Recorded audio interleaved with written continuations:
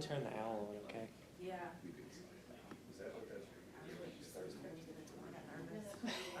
Oh, I know.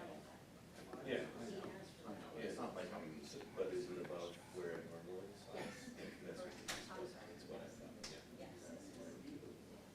That was what we put on. They did something about it. That's what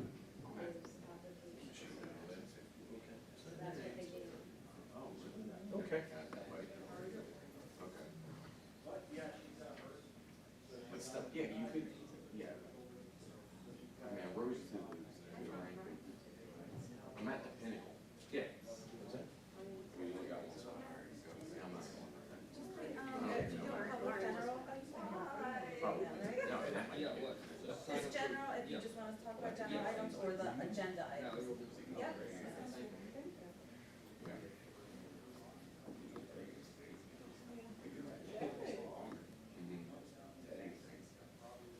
Well, he's staying 3 more years. Yeah, that's it. You're saying he's close to 60. You're saying 5. So are you signing up for public comment? Yeah, I'd like to make a comment. Is it general or on the agenda items? General. Okay. Ted, duties, hopefully in the future he gets on. Oh, hello. Morning. Wasn't expecting you standing there. Okay. How you doing, Colin? Good, how are you? Good. How was donuts with Dad? Very nice. Was it?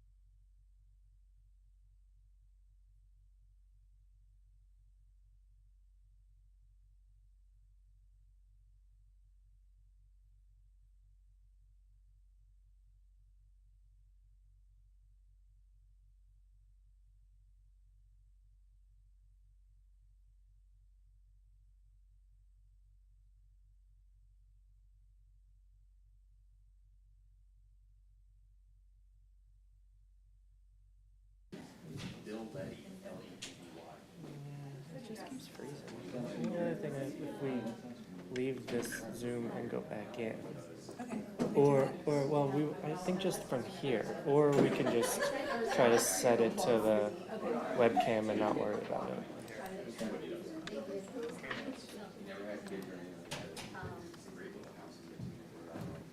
I just don't know why it's doing that.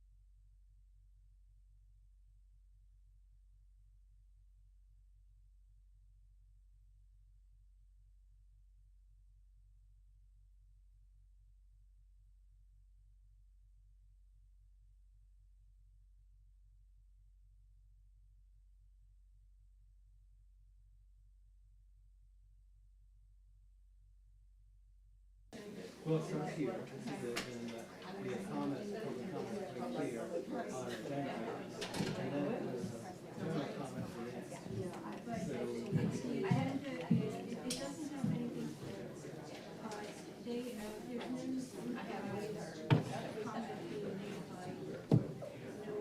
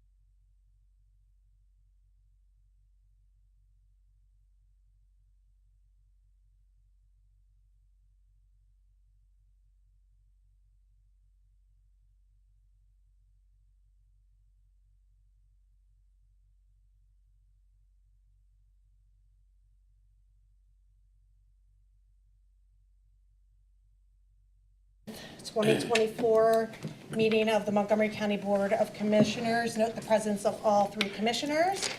And I'd like to ask Dr. Janine Darby to lead us in the Pledge of Allegiance, not to put you on the spot.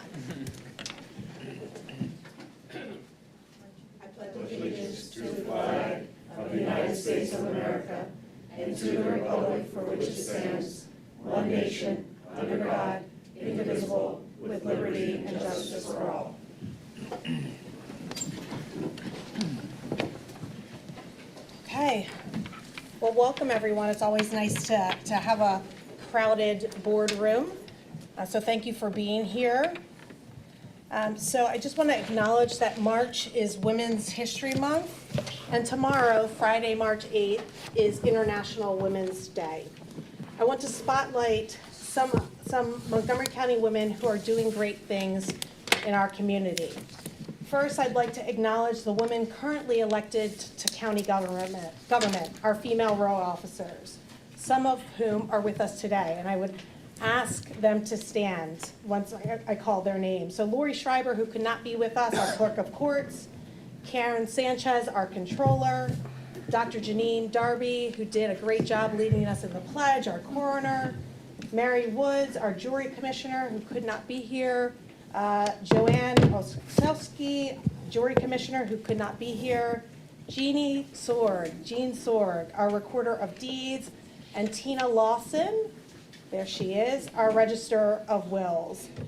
Thank you all for being here. Let's give them a round of applause. I look forward to governing with you in the days, weeks, and months ahead.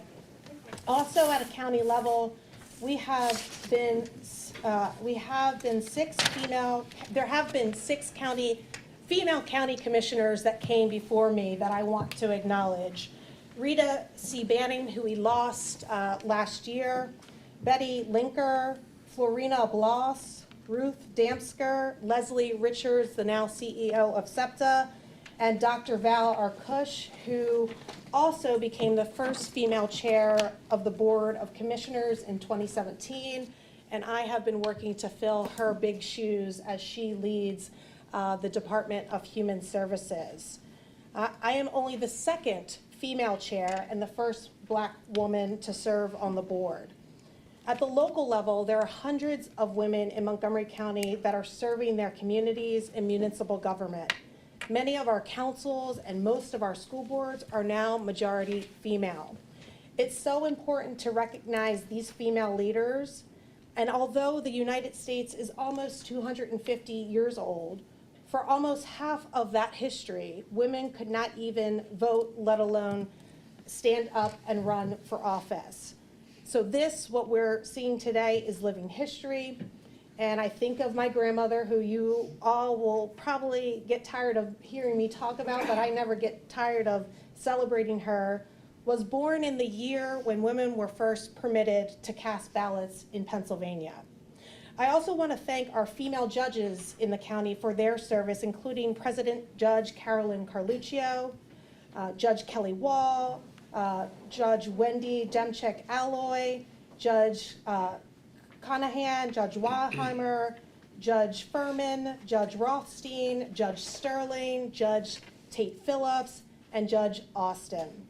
I want to thank all of these women for standing up to represent their communities, because representation matters. And the more that leadership at every level reflects our communities, the better we are all served. There are also so many women that work right here in the county that make Montco a great place to live, work, and raise a family. Way too many to name, but in 2024, there are not many professions that are seen as men's work or women's work, but we acknowledge that has not always been the case. Progress has not always happened organically. We must honor the tireless work of women who fought for the right to vote, the right to attend college, the right to a fair wage, the right to be treated equally in the workplace, and so much more. And those that didn't experience discrimination firsthand. They were told they did not have the strength to be lawyers, serve as elected officials, or even work outside of the home. They were denied admissions to institutions of higher education. And yet they persevered and broke the glass ceiling that allowed people like me to be sitting here today. And that's why I vow as county commissioner to continue to advocate for policies that create inclusive environments for women's and families at work. This includes strategies that address the barriers that still prevail: pay equity, affordable and accessible childcare, family-friendly leave, to name just a few. And I know my colleague Commissioner Makija feels the same. These are not luxuries. They are essential infrastructure of our society that allow women and all working families to thrive and succeed. So thanks for allowing me to do that lengthy comments. In addition, in Montgomery County, we have several programs that are supporting women, including our small business grant program through our recovery office that was specifically designed to support women, minority, and veteran-owned businesses. Angela Smith and Katie Jaworski, I probably butchered that, I'm sorry, who are the owners of and operators of Recycle, Read, Repeat right here in Norristown, are one of those recipients of the pandemic recovery funding, and they are here today. If I could ask them to stand for a minute.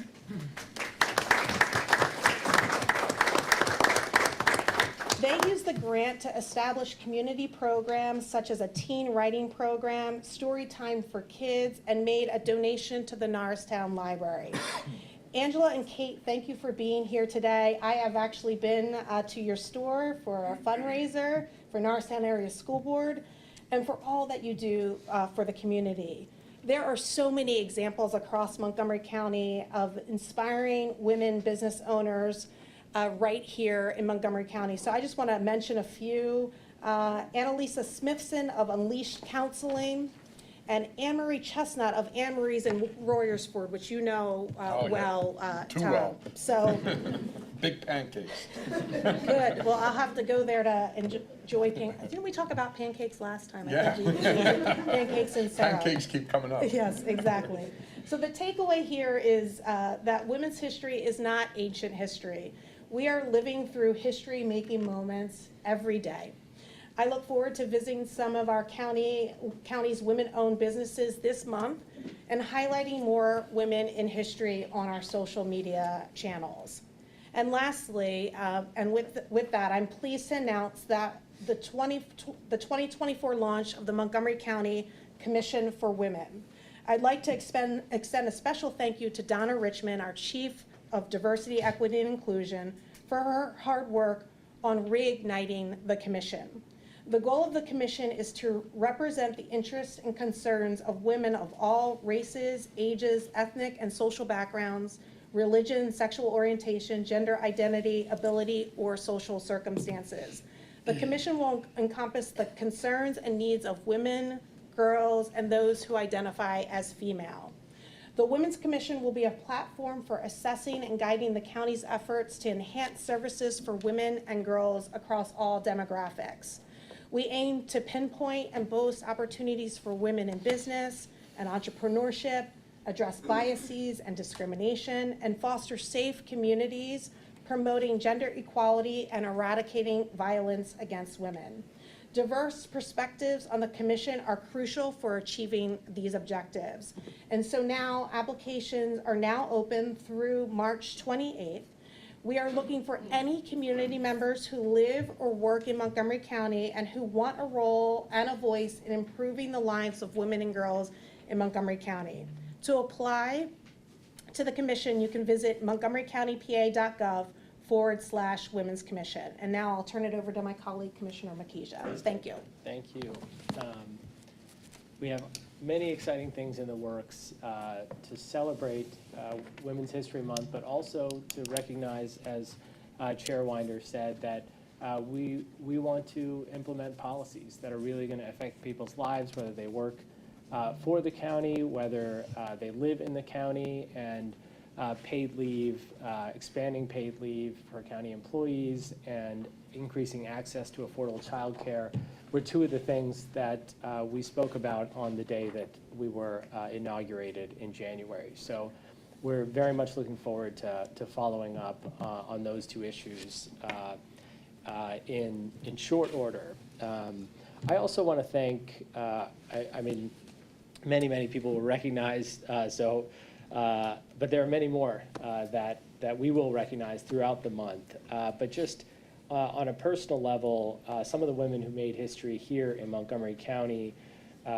Secretary Arkush, Allison Schwartz, State Senator Connie Williams, people who inspired me as I sought to embark in public service. There are so many people, both at the local level and all levels of government, and I should also recognize from the perspective of serving as chair of the Board of Elections and being an advocate for voting rights. I was invited by the first Black woman, first South Asian woman, Vice President of the United States, Kamala Harris, last week. And in a room of voting rights advocates, we recognize all the steps that must be continued, that we must continue to take to protect voting rights. And in that space, we recognize that it took 73 years from the Convention of Seneca Falls in 1847 till the 19th Amendment was passed and ratified by the 36th state, Tennessee, in 1920. So it took 73 years from the moment of a declaration that was signed by 65 women and 32 men that women deserve equal protection under the law and that they deserve the right to vote to make it a reality. So we recognize that in 1871, in the middle of that, when Susan B. Anthony voted in a presidential election, she was charged and convicted of a crime. And that history is still not understood by many people, by many young people. So it is important to continue to tell the whole story of what it took to get to where we are today. And when we see a retrenchment on voting rights, on fundamental rights that we fought for decades, that we have to guard against that. So in the spirit of that, one of the things that we're going to talk about in our next Board of Elections meeting and our next commissioners meeting is what we're calling the Voter Hall of Fame, which was established by the state, that recognizes those who have voted in 50 consecutive general elections. I'm very excited for this event because I think it takes a very special civically minded person to vote in every one of those elections over many years. And we're looking forward also to recognizing a few different categories. So young people who have voted in every election since they've been 18, 50 people who vote in every single primary and general by the time they're age 50. So we look forward to hosting that event and celebrating the people who recognize the rights that were hard fought for and set an example of leadership for the rest of the community. Thank you.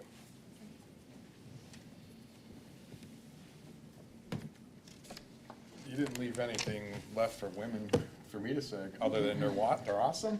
I mean, I think Short that, and sweet. huh? Keep it Yeah, short they and tell sweet. me keep it short and sweet. That's funny.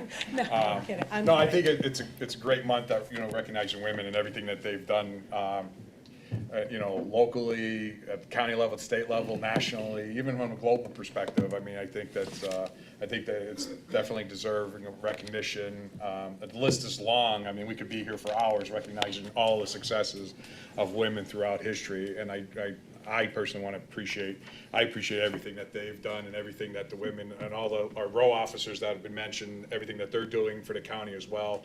I think we have a great staff and great team here at Montgomery County, and everyone's working very well together, and I think good things are going to continue to happen.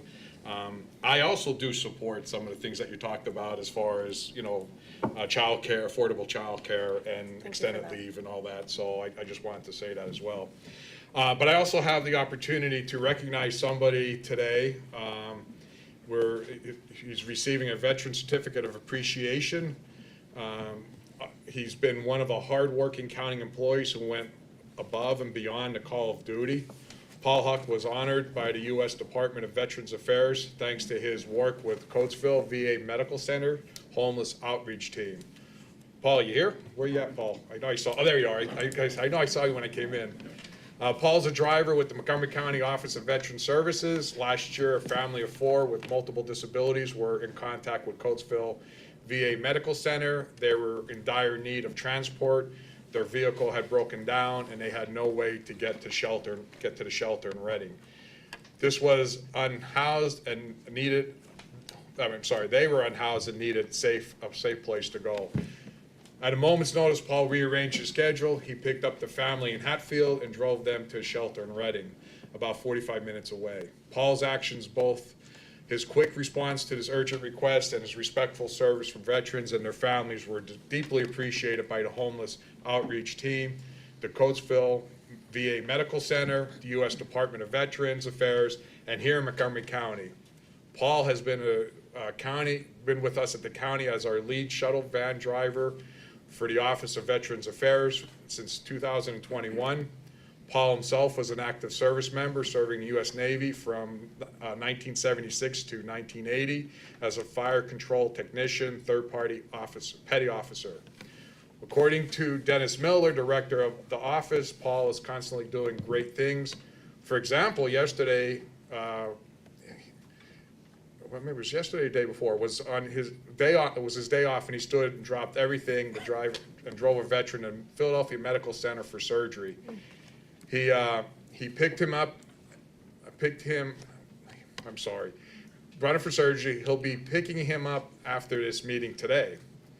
Paul, on behalf of Montgomery County Commissioners, we are proud to award you this letter of commendation for your service. Thanks to you, to Dennis, and all of our employees who serve the veterans population here in Montgomery County and beyond. Your work is truly appreciated. So we just want to recognize you. We have a certificate from Montgomery County as well as a certificate of appreciation from the Department of Veterans Affairs as well. So we want to.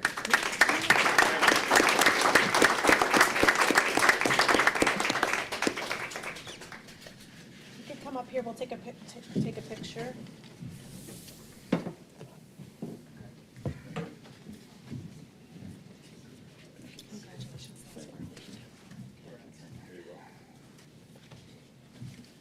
Wait, hang on.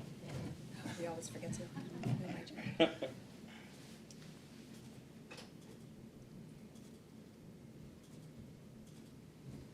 Thanks again. All right, thank you. Thank you.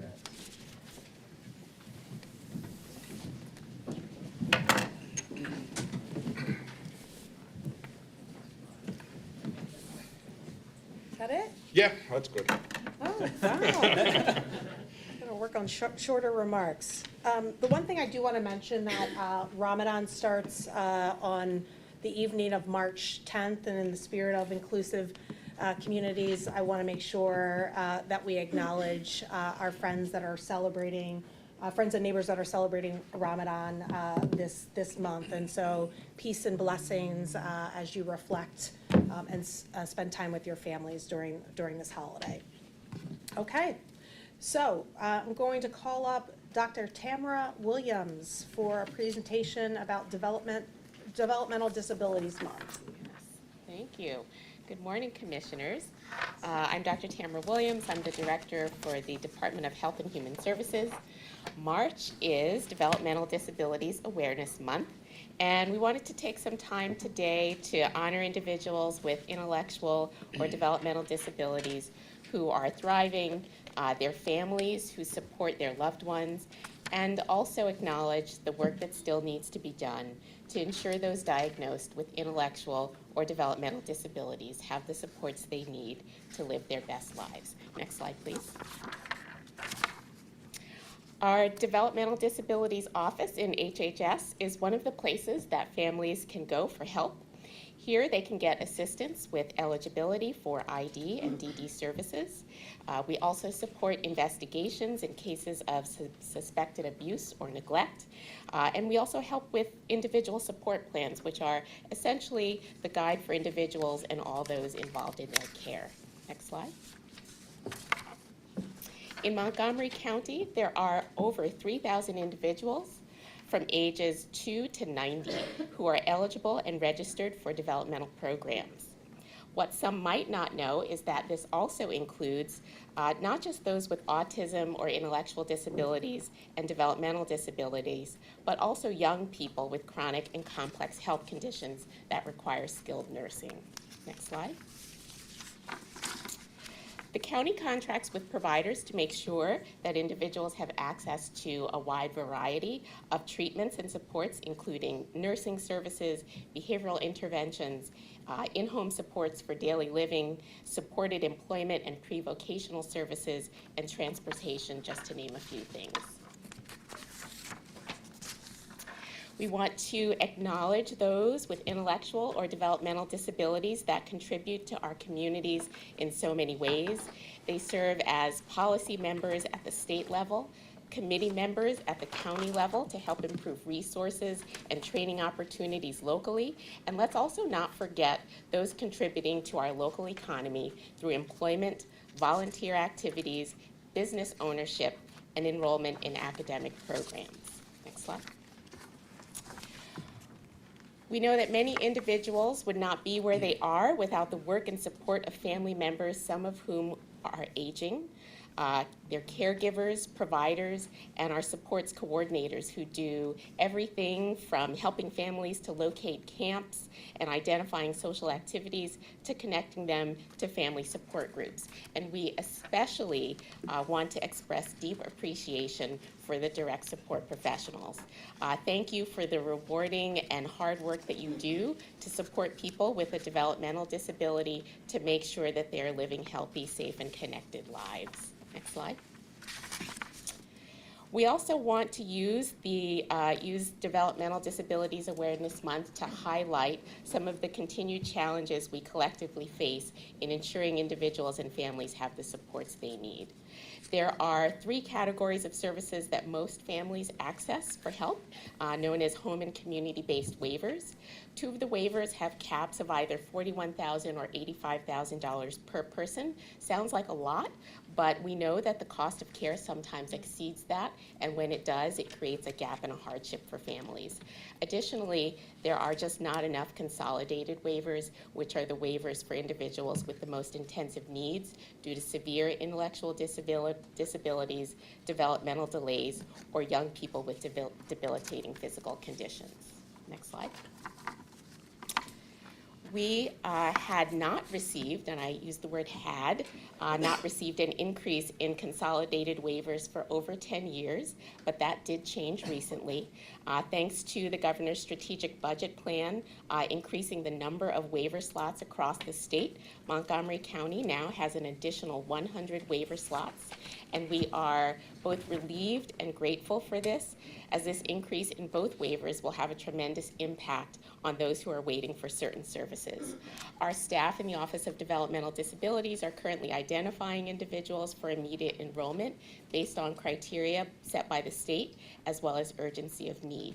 Sadly, even with this increase, we also know that the need still exceeds the available resources. Next slide. So I'll just end with ways that families can connect with us and learn more about our available programs. What you see here is the number to call to reach folks in our Office of Developmental Programs, and then also the website, which has a number of additional resources. Thank you.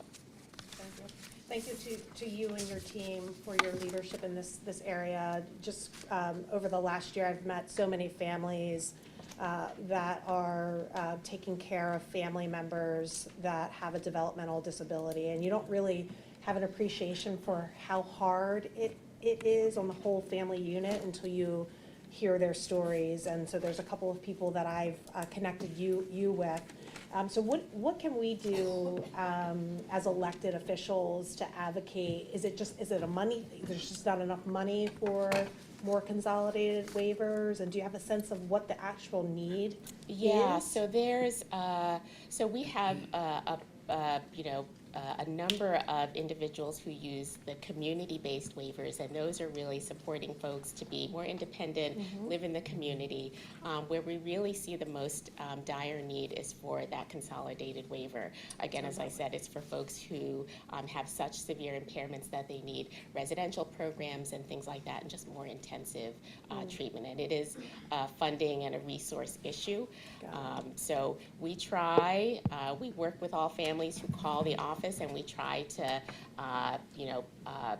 to help them with eligibility, and then also to assess the urgency of their need, sort of robbing Peter to pay Paul sometimes in order to make things happen. So, yeah, any lobbying would be appreciated. It really comes down to resources. Got it. So, yeah, Any other comments?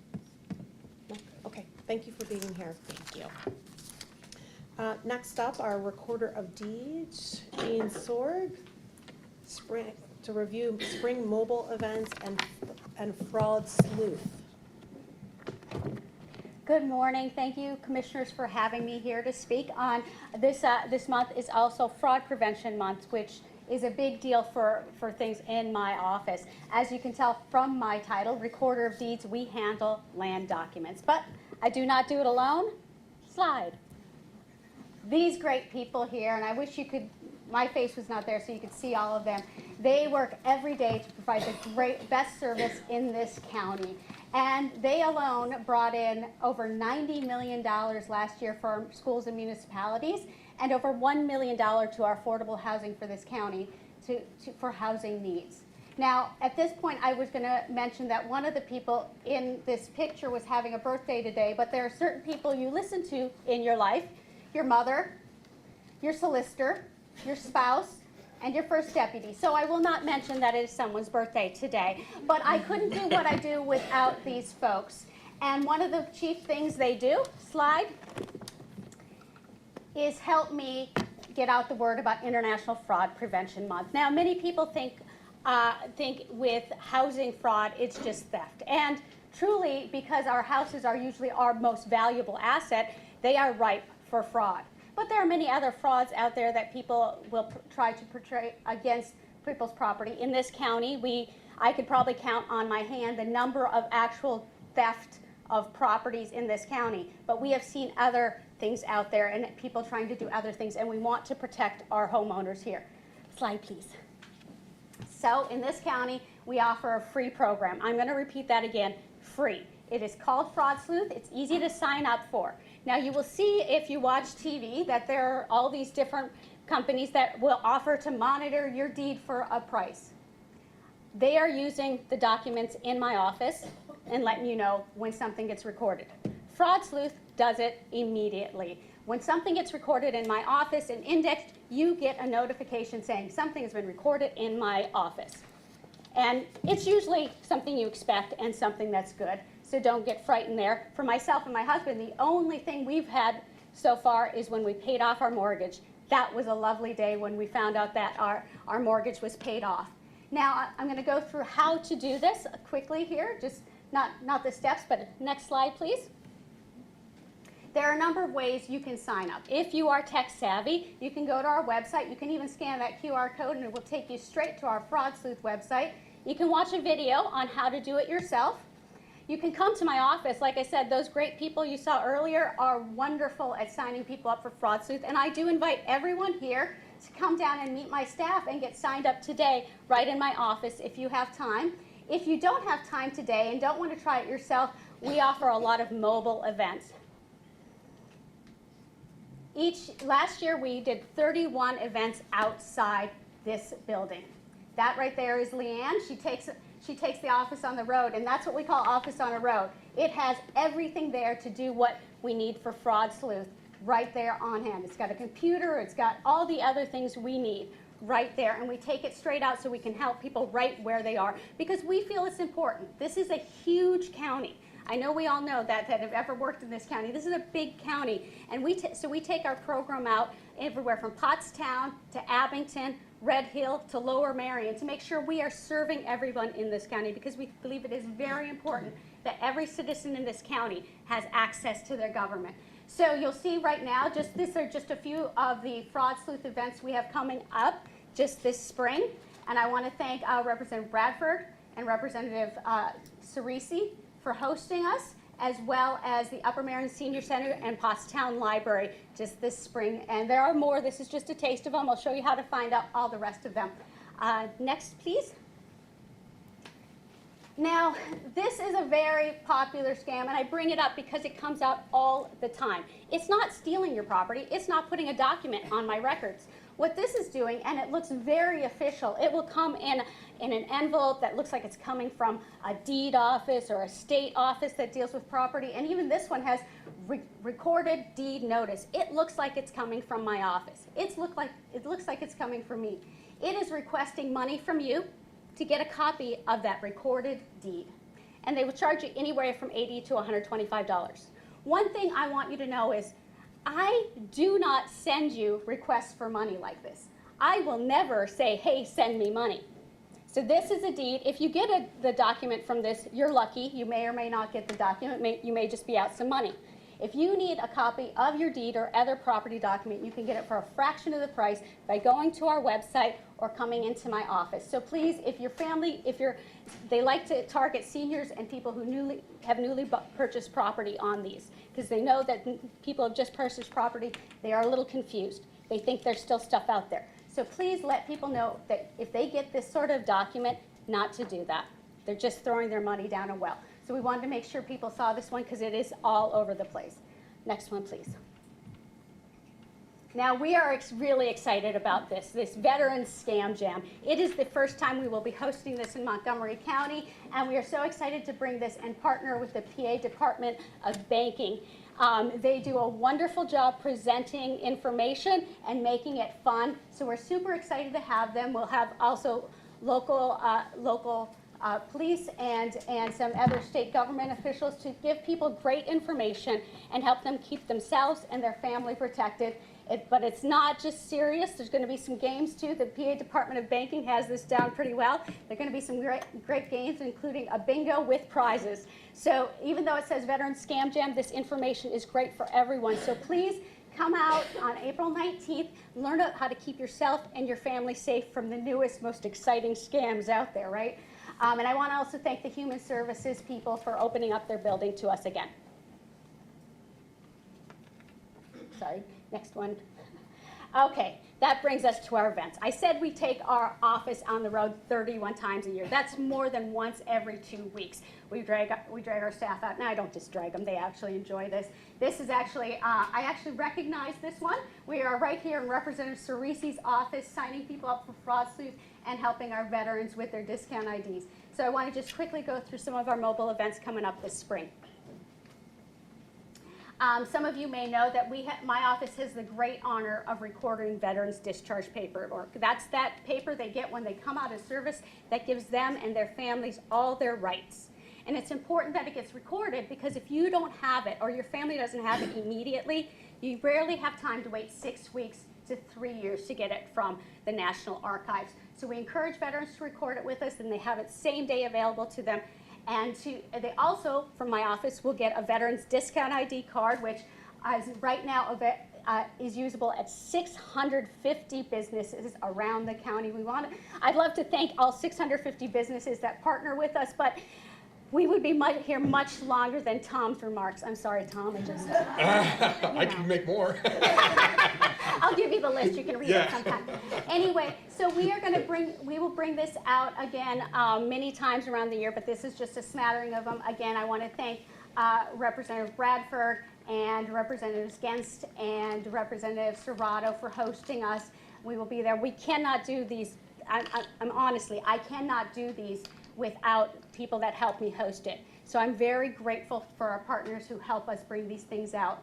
We also have a program that I think is completely unique to Montgomery County and the Recorder of Deeds Office. I don't think any other county recorder office does this one, but I have so much fun with it. We do this one. It's called Montco Roots, and it teaches homeowners and history buffs and people in the community how to use the documents in my system. Since the very beginning of this county, we have all of our documents, except our veterans documents, are available online since this county was formed. And they can use it to do all the great research and have so much fun. And with it and learn about their community and their families. And tonight, I invite you, if you haven't heard enough from me today, you can come across the river and join us over in Bridgeport for the Bridgeport Founders Day. I'm so grateful to their mayor and their council there for inviting me to present Montco Roots. We will be over there. Now, you can find all of these events, sorry, I feel like trying to do things here, right? By going to our calendar of events, and you can get to that just going to our website, or you can scan that QR code to get information about our events and other great information as it comes up, and we are constantly adding to it. And again, thank you so much for letting me present about ways people can prevent fraud in their own homes and their own families. I truly appreciate it. My office is available whenever this building has people in it, and we answer our phones, so please do contact us if you have any questions, and come visit us later today if you want to sign up for Fraud Sleuth. And here if you have any questions. Thank you. That community outreach work is so important, and bringing your show on the road. So thank you for your leadership there. And I have to say, you take really good pictures. I was like looking the whole time there. You have amazing pictures of the work that you're doing. In all seriousness, though, We really love it. appreciate the work that you all are doing. I mean, I don't know if you can tell, but we absolutely love bringing this out to the looks that way. communities. We love working with our veterans. We've made so many wonderful friends bringing this out in there, and just with the Fraud Sleuths particularly made so many seniors feel more comfortable. They hear all these horror stories, right? We see them all the time. They're scary. And it gives them a peace of mind to finally have this signed up for this. So we are so happy to do that. That's what we're here for. That's what government's for, right? Helping people out. So we are happy to. Great. So I was at an event earlier this year, and you guys, unfortunately you weren't there, but your staff was. They're better than I am anyhow. Well, no, let's be I honest. agree, you do take great pictures, I mean,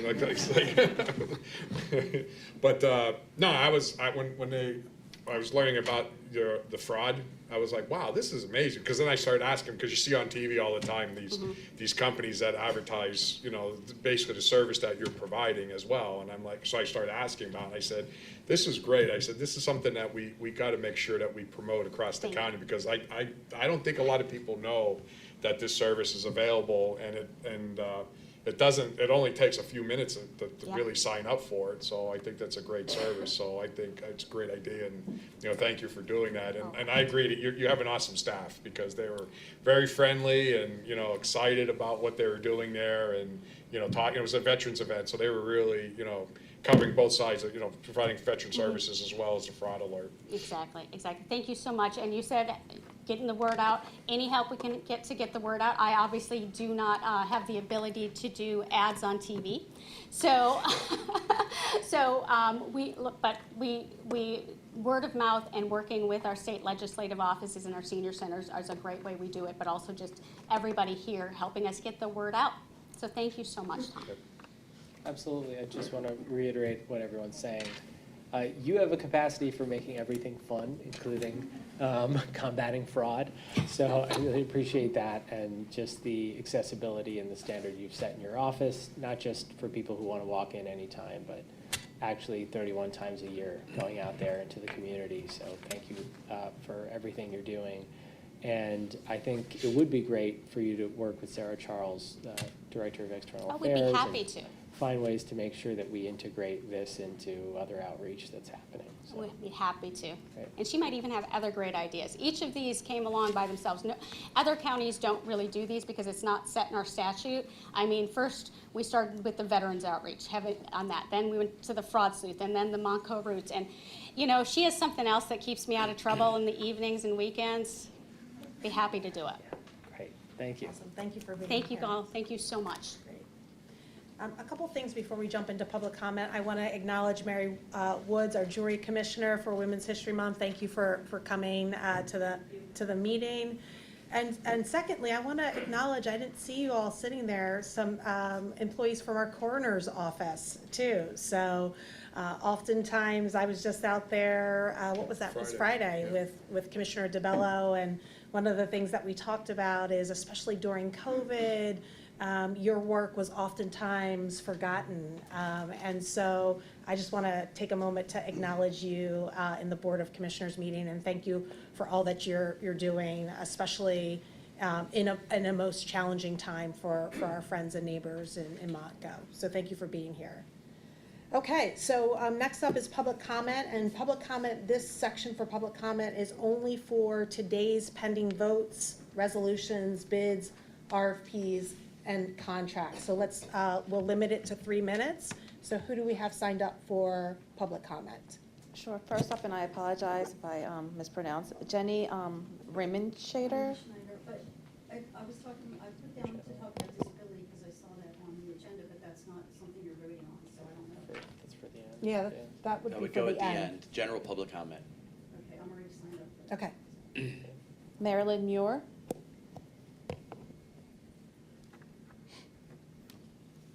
Hi, I'm Marilyn Muir, Lower Safford Township. I'm here to speak about the temporary staffing services that the contract's been awarded to People Share. I'm assuming that this is for poll workers, or is it a contract for other services? For instance, the staffing of the ice cream truck, procuring ballots, which I totally disagree with, that process. If the money is for poll workers, in general, you must be registered to vote in the county where you wish to work. And the counties train the poll workers on their election day duties. People Share is headquarters on the East Coast with offices that blanket the Mid-Atlantic and Midwest region. And I'm just wondering if the poll workers will be registered voters in Montgomery County. Can we get a list of poll locations needing workers? And how many poll workers are needed? Was Montgomery County GOP notified of the need to hire poll workers through a temporary agency? What is People Share's fee? Can we see the contract with the detailed expenditures? What efforts have been made to find poll workers in Montgomery County? I'm a precinct committee person and also I've worked as the judge of elections, and I haven't heard of any effort to get poll workers, any emergency efforts. $325,000 is a lot of money that could easily be reduced significantly. Will the requirements of the poll workers be waived or adhered to? Will they be registered voters in Montgomery County, and will they be U.S. citizens? Will the poll workers hired through People Share be registered voters in Montgomery County? And I'd just like to see more oversight and details on this huge expenditure. Thank you. Thank you so if you have questions, if you wouldn't mind sharing them with our board secretary, and we'll have to follow up to get you some of those answers. Okay? So, go ahead. I could just clarify on that. Go ahead. The very specific question about whether or not this contract will be paying for poll workers at the polls, and the answer is it will not.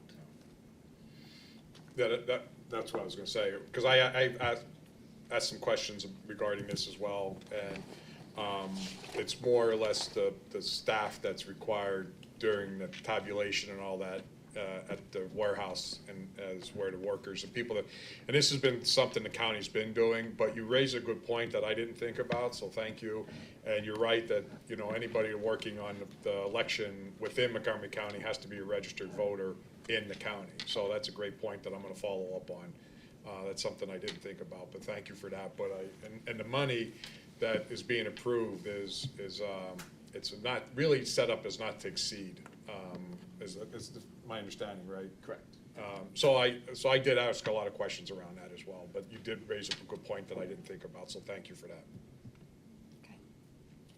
Who's next for public comment? David Morgan.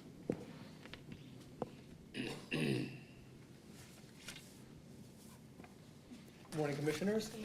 As I came into the table here, we were running out of agendas, so I'm going to try to, from my phone, taking pictures, I wanted to leave a copy. I'll try to find 2 items here for you. A4 is in the contracts, and that's a psychiatric help, and I noticed today's presentation about mental health, so I'm not sure if that's a program which will dovetail with that concern that we're offering to have in-home visits, et cetera. Just that the spending, it makes sense that everything is working together. And the other item was B3 is 1.3 million for temporary facilities in, apparently this building, from what I could read. So then, that seems to be another big cause for the Justice Center program, and I'm so glad we did have a presentation on that with spending last time, and I'll be talking about that more in the second comment period, as I'm okay for that, we're general, so we'll talk about the Justice Center more in general. But those are two things, if you can clarify, that's all fitting into the big picture of all the spending for the large project. And also, what floor is the Recorder of Deeds? Anybody know what floor it is? Go to that later. Second? Thank you. Thank you. Third floor. That's why I didn't answer. Third floor. I'm still the new kid. I don't know where everybody's located. Thank you, Mr. Morgan. Barb Furman?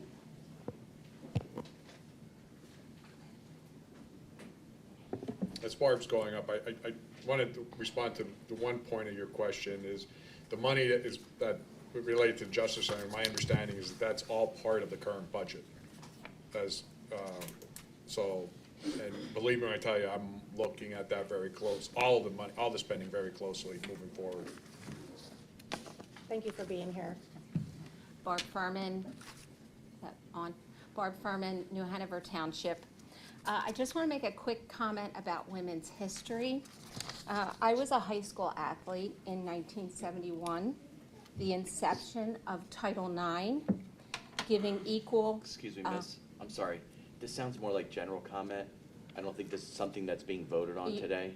It's only things that are being voted on, Yes. is what you're saying. There is another comment period at the end. I understand that. Yes, I you can speak at understand, that but I period. thought that it was things that you spent a lot of time talking about as well. Just It's for votes, resolutions, bids, RFPs, Okay. and contracts. I am going to comment on the election process, which will feed into the money being spent for the workers, the $325,000. I am a judge of election in New Hanover, and I spoke at the December 4th, 2023 meeting, and I also sent an email to Mr. Dean about the mail-in ballot having access to the number of votes received in each precinct. And we don't get that. So, And ma'am, this does Again. not relate to the contract that But we're it's voting the on. money that you're spending, the $325,000. That doesn't relate to that contract, though. So you can raise this issue during general public comment, Okay, okay? thank you. Sure. Thank you. On Zoom, we have Deb Spence.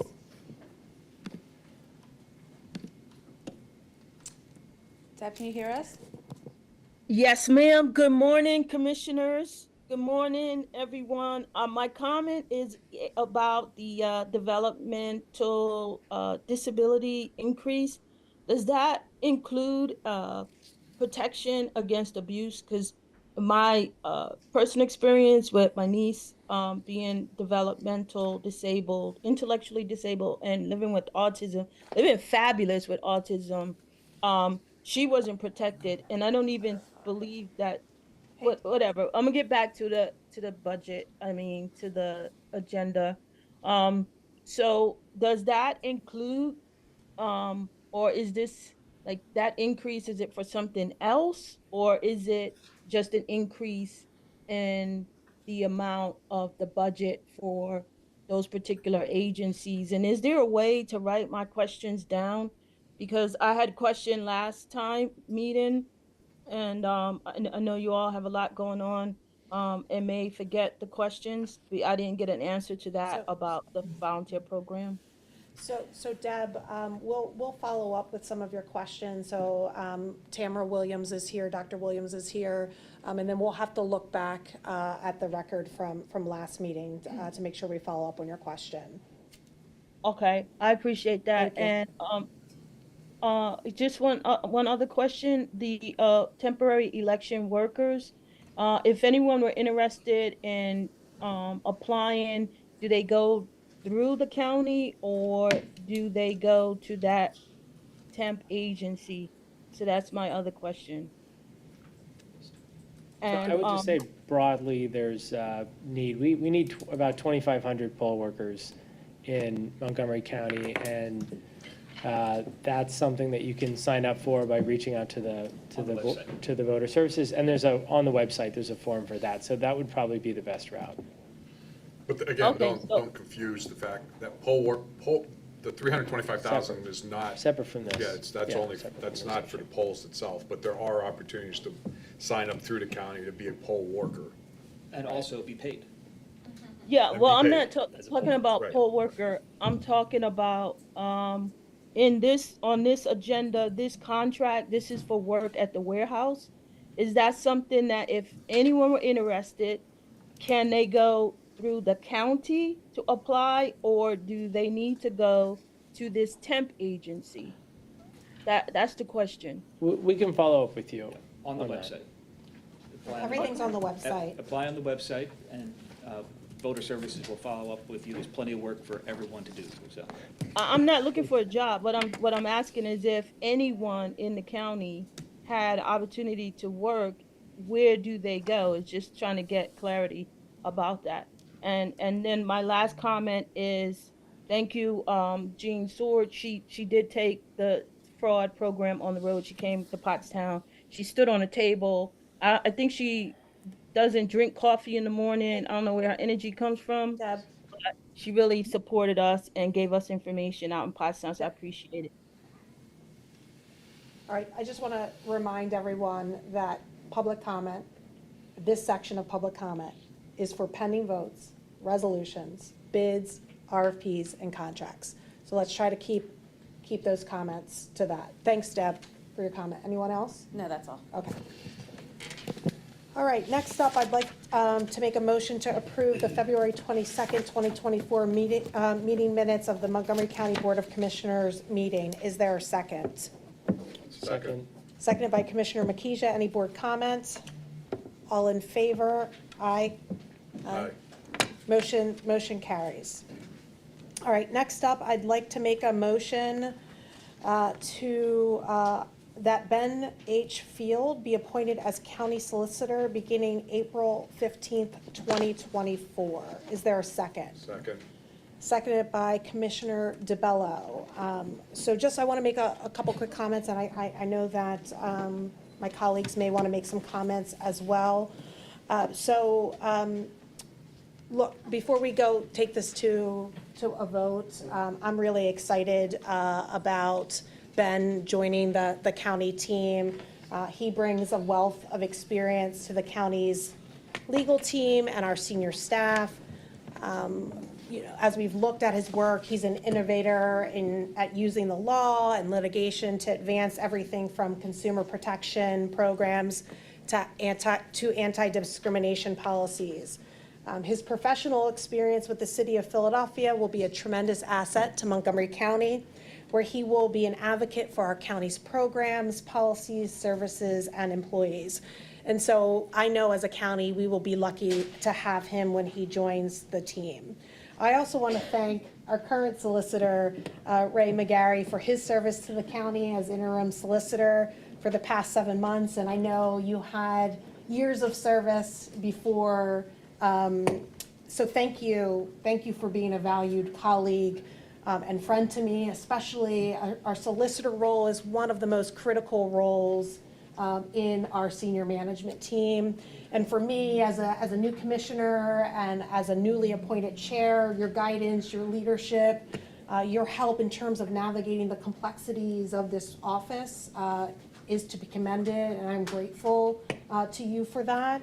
And so your presence, I know you're not going anywhere just yet, but your presence, your steady hand, and your counsel on all legal matters, the county needs, really appreciate all of that. So thank you for your service. My pleasure. Thank you. Comments? Thank you. Yeah, I just want to reiterate that and to thank Ray for his service and willingness to step up as interim county solicitor at a time where all of us are essentially new. Having someone with your level of experience and expertise, having worked on these issues for decades that we're facing, has been critical, and we look forward to having his support and counsel continue even after this appointment. So I just want to thank you again for that. And I'm also very excited about bringing Ben Field to Montgomery County. He's someone who has an extraordinary reputation through his work as a deputy chief solicitor in the city of Philadelphia, or chief deputy city solicitor in Philadelphia. Marcel Pratt, who was the former city solicitor and is managing partner at Ballard Spahr, called Ben a phenomenal lawyer, one of the best, who helped Philadelphia navigate some challenging issues, including how to approach the litigation in the opioid crisis, how to make sure that the city got the resources that it needs to combat all of the effects of that.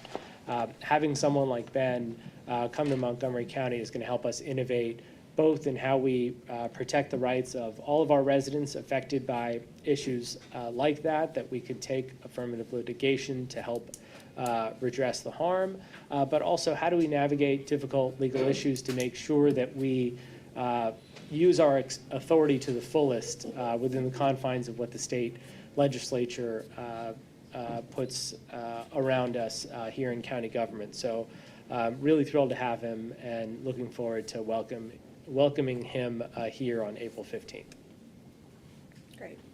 Any additional comments? I had the opportunity to talk with Ben on Monday, I guess it was, or Tuesday. Asked him a lot of questions, as far as from a solicitor standpoint, because we know that Ray's irreplaceable, but somebody's got to step up, right? But you're not going anywhere too soon, because I guess we're still going to want to have a transition as well. So, but I think that Ben will be a good addition to the county as far as what his background is, and we had a really great conversation. So I'm looking forward for him coming on staff. Great. So hearing those positive comments, we'll move to a vote. All in favor? Aye. Aye. All right, motion carries. Great. Next up, Commissioner's appointment and reappointments to the Montgomery County Board of Assessment Appeals. I'd like to make a motion that Olivia Haywood be appointed and Joe Foster and Patrick Costello be reappointed to the Montgomery County Board of Assessment Appeals for terms to begin immediately and to expire on December 31st, 2027, and to serve at the pleasure of the county commissioners and in accordance with the current duly adopted bylaws. Is there a second? Second. Second by Commissioner Makija. Any board comment? I would just like to say that this vote will give an opportunity to have the first woman of color to be appointed to the Board of Assessments. And so Olivia is someone that has experience in this space, has served the county, and so I'm hopeful that my colleagues will share in that vote because we're excited to have Olivia. So with that, I'll just have. yeah, go ahead, sorry. Yeah, I would just reiterate, I think it's important that our boards are representative, but also recognize that Olivia has worked in this office for almost 8 years and really has the right experiences and the skill set to bring to make sure that they do the good work, which is which can be all-consuming at certain times of the year. So it's important that we get this done now so that they can continue that. So congratulations to Olivia, and look forward to working with her. You are so good with the exact numbers, so 8 years. So I knew that she had been with the county for some time, so thank you for adding that lens. Any additional comments? Okay, hearing none, we'll move to a vote. All in favor? Aye. Aye. Motion carries. Congratulations to our appointment, new appointment and reappointments. All right, next up, I'd like to invite Catherine Halen. There she is. I'm used to seeing you on this side. You changed it up on me. Good morning, Commissioners. You should have in front of you the final copy of the Commissioners' Department's personnel list. It is a 3-page document dated March 6, 2024, with a timestamp of 10:30 a.m. All positions have been reviewed and accounted for and are presented for your consideration. Great. I'd like to make a motion to approve the March 27th, 2024 personnel presentation as given by Ms. Catherine Halen. Is there a second? Second. Seconded by Commissioner Makija. Any board comments? Hearing none. All in favor? Aye. Motion carries. Thank you. Thank you. All right, next up, advertisement of bids and RFPs. I'd like to make a motion to approve the advertisement of bids and RFPs for Montgomery County on attached Exhibit A. Is there a second? Second. Seconded by Commissioner DeBello. Any board comments? All in favor? Aye. Motion carries. Awards of contract, Montgomery County Exhibit B. I'd like to make a motion to award the contract to Montgomery County Exhibit B, excluding item number 1. Okay, is there a second? I can second that. Yep. Seconded by Commissioner Winder. Any board comments? All in favor? Aye. Aye. Motion carries. I'd like to make a motion to approve contract award number 1 on attached Exhibit B. Is there a second? Second. Seconded by Commissioner Makija. Any board comments? Yeah, I separate this off because this was a motion to approve the purchasing of 6 electric vehicles for the county. Although I'm not necessarily against electric vehicles, I think 2 options, well, one option should be, we should be looking at hybrid first, not going to EV. I have concerns about the longevity of the EV industry. I also have concerns about the infrastructure that needs to be put in place to have these the electric vehicles. I have concerns about what happens when these electric vehicles get to end of life. There's a lot of I have a lot of unanswered questions. I know that staff is working on having some processes and procedures put in place for the purchasing of electric vehicles, but I think that from an industry standpoint, it's still too new, and I'm not willing to support spending taxpayer money on this industry as of yet. Thank you for your comments. Comment? Sure. I would just add that we are prioritizing, or we have to prioritize in government a transition to clean energy, and this is the one of the ways that we can do that in county government is to ensure that we're not continuing to use what is becoming antiquated technology, which is emitting carbon at rates that are simply unnecessary, that are harming our environment, that are really threatening people's livelihoods. When you think about the full effect of climate, we were just talking about the tremendous flooding that took place in Lower Providence Township, in Bridgeport.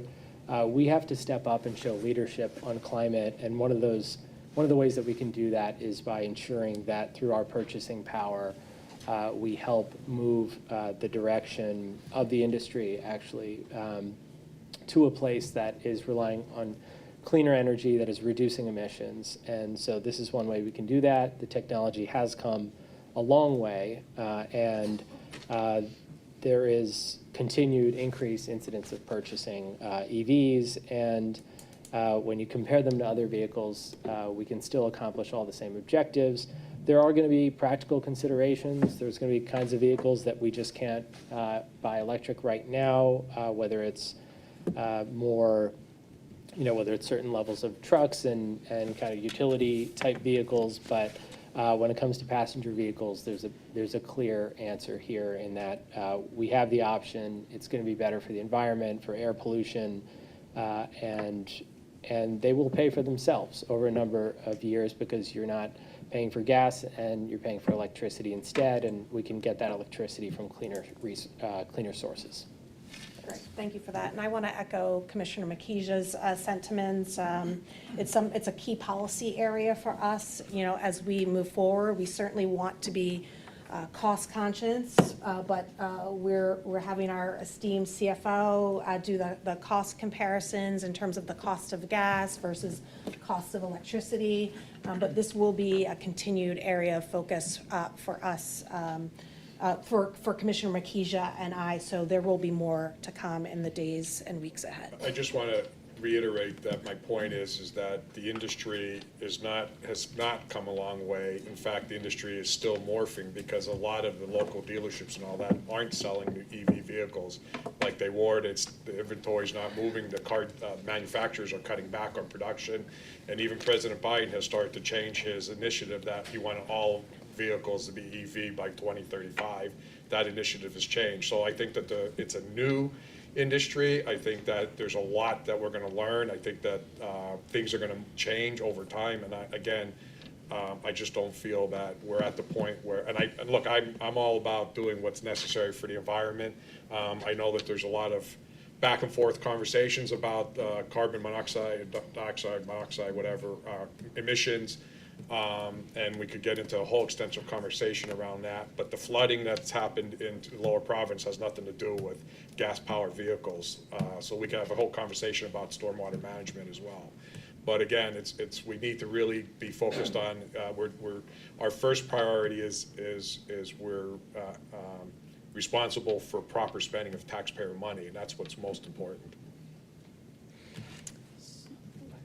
We don't need to have a debate, but I will say, I think that was a 500-year flood in Lower Providence, and these kinds of severe weather events are becoming more frequent because of what is happening to the climate, which is happening because of carbon emissions, which are in a significant portion due to vehicles. So I think I'll have the final word, and this is just one step in this direction, and we are going to do the due diligence, right? And I know, Tom, you will do that right alongside us, but we'll do the due diligence to be cognizant of how we're spending taxpayer dollars, but also, prioritizing the county's role around climate change. So, all right, with that, we'll move to a vote. So I will do a roll call vote here. So Commissioner Makija? Can you restate the motion? So I'll restate the motion to approve contract award on attached Exhibit B. Do you want me to do a roll? Award number 1. What? Award number. Award number one. Got it. Award number Okay, one. Yep, so, you got it. Aye. Aye. Yes. Commissioner Makija, I'm aye, and No. Commissioner DeBello is a no. Motion carries. All right, next up, general public comment. Arthur Heron.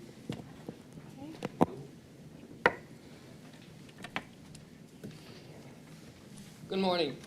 As you recall, I was here 2 weeks ago talking about a massive guardianship scam that's been going on in the courthouse for decades, involving corrupt judges, corrupt guardians, corrupt lawyers, and victimizing families and their loved ones.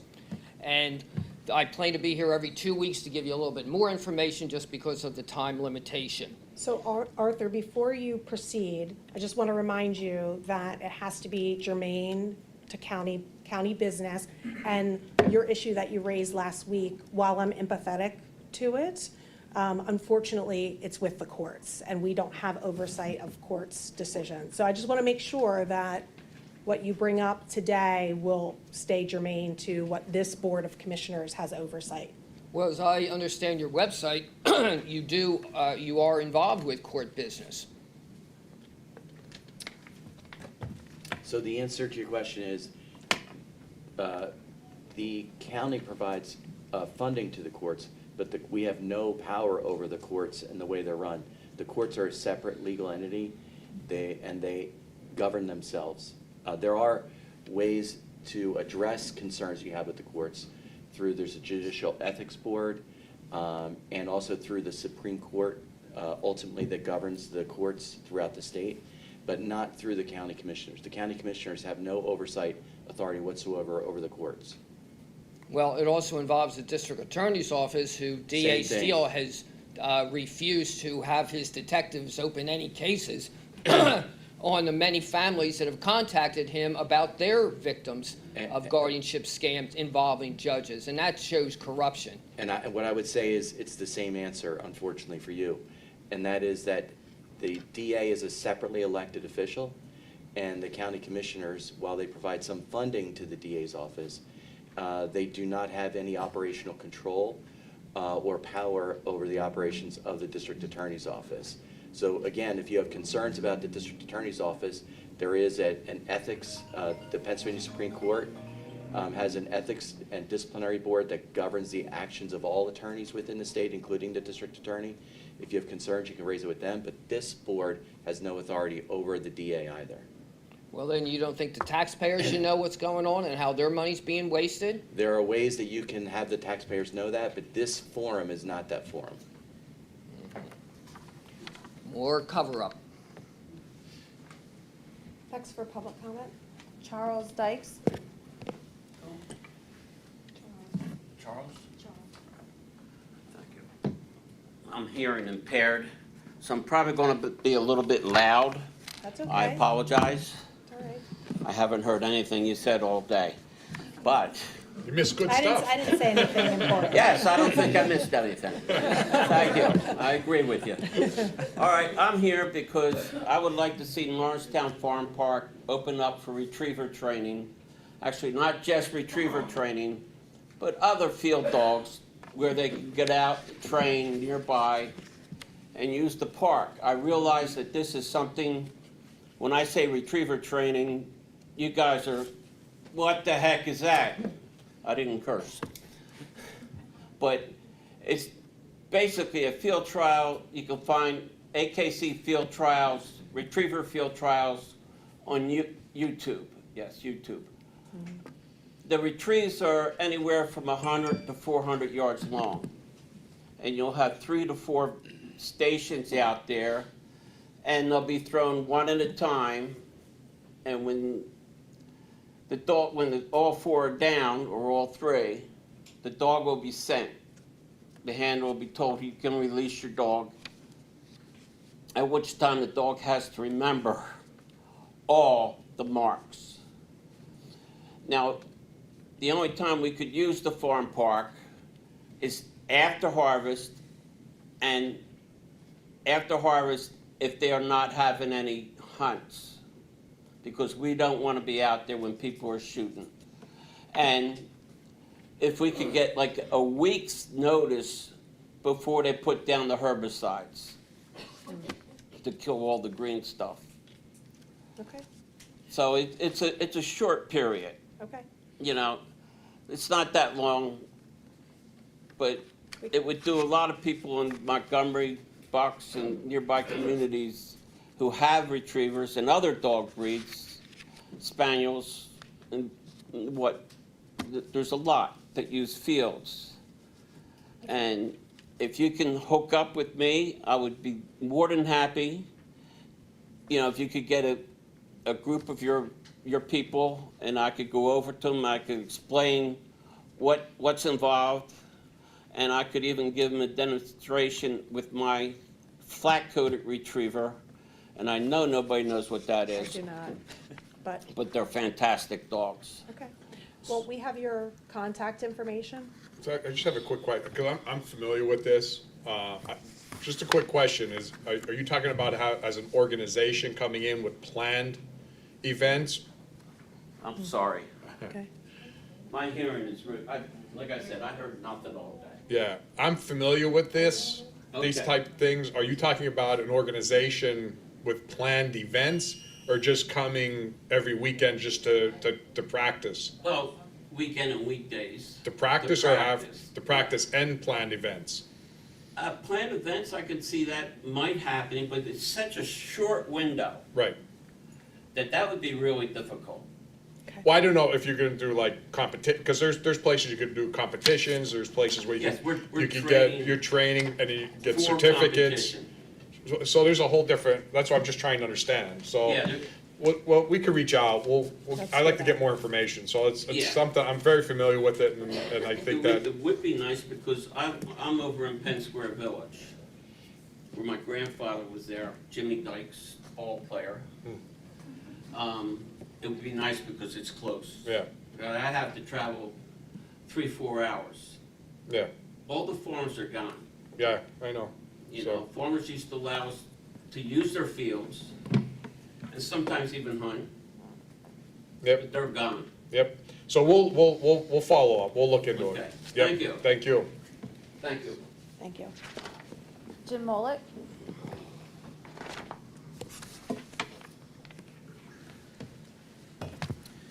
Jim Malik, Worcester. I attended the election board meeting 2 months ago and posed a bunch of questions to you guys about election integrity, and I haven't heard anything about it. No response. So I'm going to kind of go through it again. I understand how you are concerned about, getting people to the polls and access. Me personally, I find fraud to be more of a concern than access, because fraud cancels out my vote.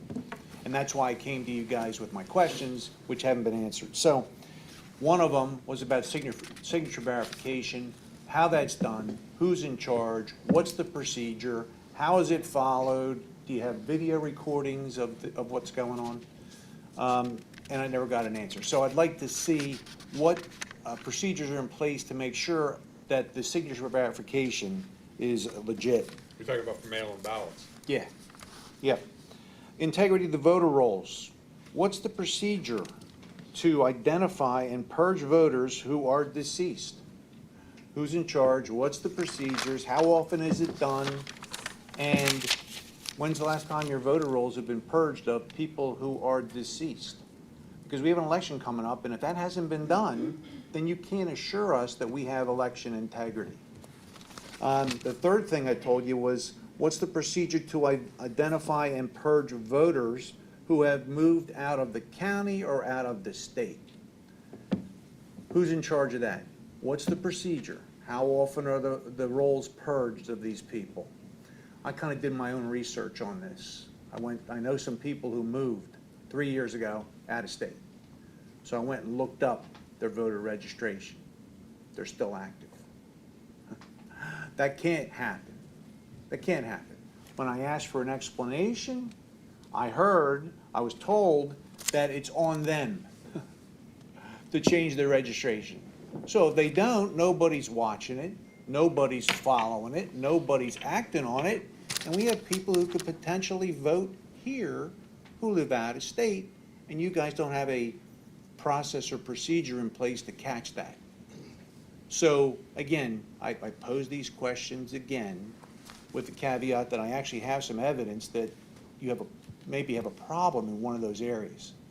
So if you could get back to me, let me know. I'd appreciate it. Yeah, happy to. Thanks. Thank you. Jenny Rimschneider?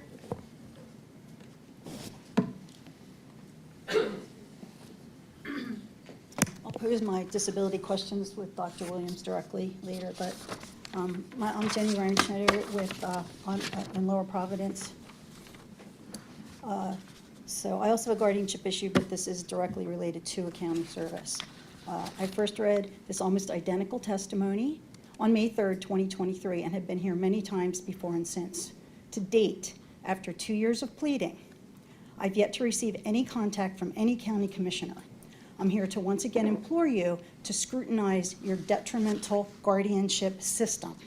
On November 30th, 2021, on the steps of this very building, an 84-year-old, legally blind, petrified, and confused grandmother was seized by the county, forced into a car with a strange man, and dumped into a facility in the midst of a severe, ongoing COVID outbreak. She was given no explanation as to why her life was abruptly destroyed and had no opportunity to return home for as much as a comb. Her crime, memory loss. True criminals are treated better than this. Her life was stolen. She was isolated. She was forbidden to leave the facility for family gatherings or even for essential appointments. Her children, and I'm happy to share these more close up, were prevented. We had to fight for the right to visit her and drive her to the eye doctor. Look at this. This is how they took care of her. Okay. Stay? Pardon? What, is she in what She's facility? in a is she? facility. It's, is this cutting into my time?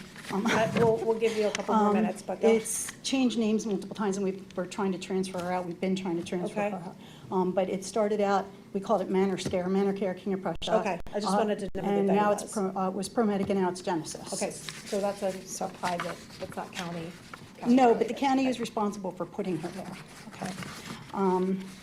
In the facility, she's endured frequent bruises and injuries, experienced extreme panic when she can't find the inaccessible call button, lain in urine for hours on end, had woefully insufficient mental stimulation and physical activity, been deprived of regular hugs from her children, and prohibited from attending events as important as a funeral of a man she loved for Excuse me, ma'am. 68 years. What you're now complaining about is the treatment that she received I'm, at but the county Genesis. put her there, so I'm getting to that, okay? With the stroke of a county judge's pen, her body and money were owned by Excuse me, complete ma'am. strangers. Okay, the county took her, the county assigned a guardian without sufficient evidence. The county adult punishment services, they call themselves protection services. I'm going off of my script here to explain to you how it's related to the county. The county forced a guardian on her, a complete stranger who never met her, never spoke to her, didn't know her needs, didn't know she had a prosthetic eye, didn't know her dietary restrictions, knew nothing about her, took her in a facility, like I said, with no warning, took her from the court when she was deemed incapacitated, took her immediately, that minute. No mediation, nothing. But that was a judge. The county forced her into that situation. We did not ask. I just want to be, I want to be clear, so. Yes, I get that. Okay, so I want to remind you, okay? You do name county department heads, you appoint county employees, and you determine their salaries, okay? There's no reason that you can't intervene in this in some way. I get tired of hearing that everybody tells me it's somebody else's responsibility. I get the judge made the final Excuse me, ma'am, decision, your time but is the up. county Let her- put her in this, 30 Let her the take a county little put her longer. in this situation. And I need someone in the county in a position of authority to talk to me about how to prevent this from happening to other people. Is this a relative of yours? This is my mother. This is my mother. So I- have you I had to go to pressed court. charges against the facility? We have, you wouldn't even believe the things we got. We actually have guardianship of her now. I recorded everything every single day and came to court 4 times until they gave us control back. So you do have control Okay, back? we do. Okay. But now I'm doing everything I can to make sure this doesn't happen to other people. Understood. Okay. Thank you for raising it. Marlene Laska? Good morning. Let's see. Marlene Laska, Upper Providence Township. Thank you for everything you do to keep Monco's elections running smoothly. We thank you for your willingness to be open and accountable, approachable. We were hoping to present this information at a scheduled Board of Election meeting, but however, given the time to the primary is short, we decided to communicate via this BOC comment. According to a Rasmussen poll, 68% of overall voters are not confident of election results. We believe that the 2 transparency measures approaches will help to restore voter confidence. 1, Pennsylvania Election Code Section 1117-A requires Monco to perform a 2% recount or 2,000 ballots, whichever is less, using a method that is different than that used on election night to confirm that both methods produce the same results. As a model, York County hand counts three full randomly selected precincts to confirm the results of the machine count. This alternate method would be a hand count and a full recount of 3 precincts. So 3 precincts in full.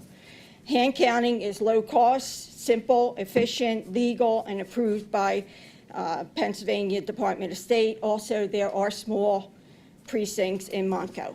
Section 3154 of Pennsylvania law requires that reconciliation be accomplished, which is done by reconciling ballots cast with the number of eligible voters who voted via all ballot types, in-person, provisional, absentee, and mail-in. For the overall county, the number of ballots cast cannot exceed the total number of registered voters who voted. So 1 vote for 1 qualified elector gives the public the confidence that the commission addressed the concerns concerning more ballots than voters in general elections. Ballots cast are recorded in the official results, voters who voted are recorded in the SURE system, and both matching up is success. So again, both of these methods above are easy, low cost, and effective ways to address the current crises and confidence that so many of our fellow citizens are experiencing. They also enable our county to proudly demonstrate willingness and ability to implement common sense election transparency measures. To note, we, the Pennsylvania Fair Election Monco, also registered. Your time is up. Thank you for being here. Okay, registered to observe the logic and accuracy testing. We are waiting notice of when such will happen. Thank you for your Thank you. comments. Thank you for being here. I just want to comment on the first part, because I've been over election service, voter services, and touring everything, and this was one of the things that was brought up, and I'm going to be talking about that at the election board meeting that we're going to have coming up, as far as doing the 2% count, or as also looking at the possibility of randomly selecting a couple different municipalities to do a count to compare the numbers. So this is something I'm going to be talking about, because I agree that my goal is to ensure that everyone feels 100% confident with the results that are going to come in at some point in November. Yeah, I would just add, Lee, we do some of that already, right? We do both of those things, Right. sampling Yeah. and, right. So we do the random audit. The random Yeah. risk limiting audit, yeah. Got it. Yeah, and just as a general comment to some of the issues that were brought up earlier, one of the reasons our elections are secure is because it is public who votes in any given election. So the record is there. So it's not only capable of being audited by us, it's capable of being audited by any third-party group. So in your own precinct, you can find out who voted and who didn't. And that disclosure is one of the reasons that we know that there haven't been any recent concerns of voter fraud. There was one incident in Delco last, I think it was 2020 election, where a man did vote on behalf of his mother who had died, and that person was prosecuted. And it was flagged by, through a number of means by the district attorney. And so there are checks and balances, and we will go through all of those at an upcoming Board of Elections meetings and all the precautions that are taken. But there's random audits that are done to find any number of irregularities, and there's also specific flags in terms of databases that get cross-checked at the state level. And all the voter roll management is done by policies that are set at the state level, I should also say. Thanks. David Windleard?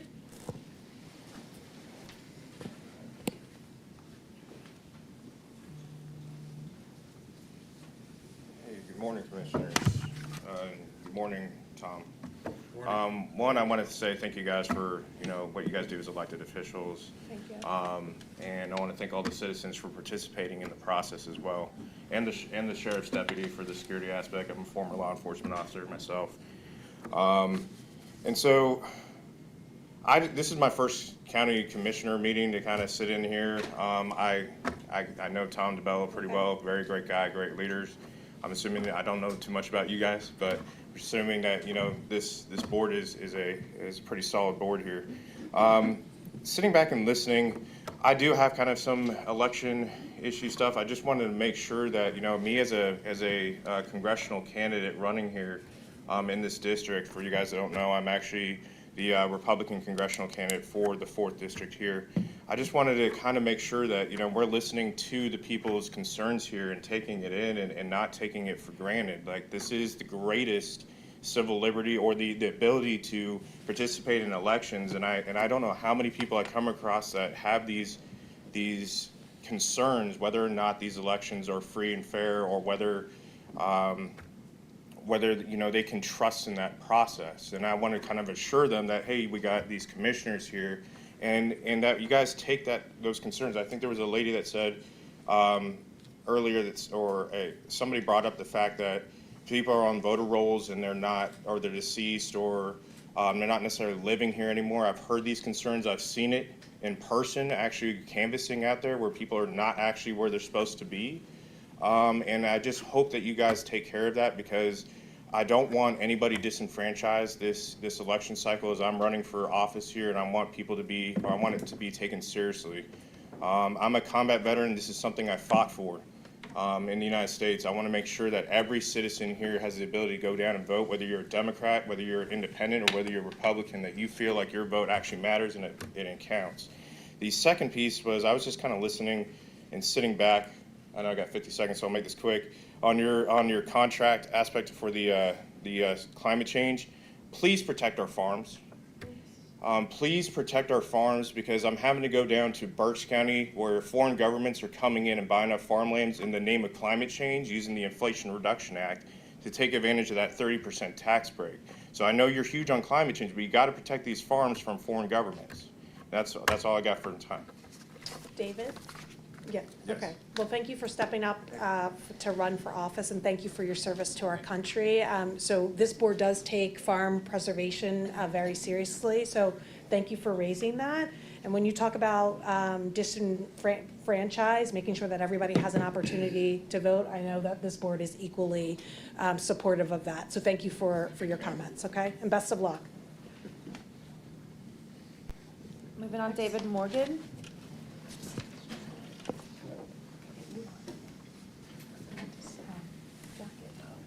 David Morgan of Ambler. I recently spoke with someone from Maryland who addressed the concern about the PFAs that were protection for abuse orders that were, sadly to say, a high level at last meeting. And they mentioned something called a peace order, where encouragement is to stay together as a committed couple, and hopefully the loving commitment is there, developed, and understanding, forgiveness. And it's maybe only determined by the state, and being the Commonwealth of Pennsylvania, it might be out of your control. I'm not sure, but I just felt a new possibility, because when there's a breakdown in the family such that people have to leave the housing, that causes more homelessness, because you have, instead of two people in one roof, you have people separately in different places. And there's a lot of aspects that sort of, when we can have a committee, or rather, we have a meeting here and someone has a specific issue like drugs. Drugs affect homelessness because it's related to communication. That was mentioned by this person, a woman from Maryland. And also, we have distraction by our devices, and we spend hours and hours on phones, and so that's where it takes away from relationships, face to face. So these aspects all kind of contribute across spectrums, and I'm just kind of bringing to you that interest in commitment being also a view in my life. I noticed many couples who had a 50-50 outlook. Well, that person's only doing 48%, and I'm doing my 50%, and that kind of awareness to keep good communication, good sharing, and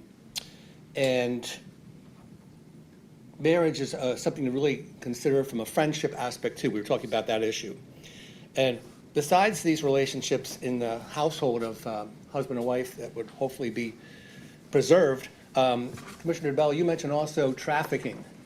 And I know that's a large, looming problem. And so any efforts you do find out and research on having healthy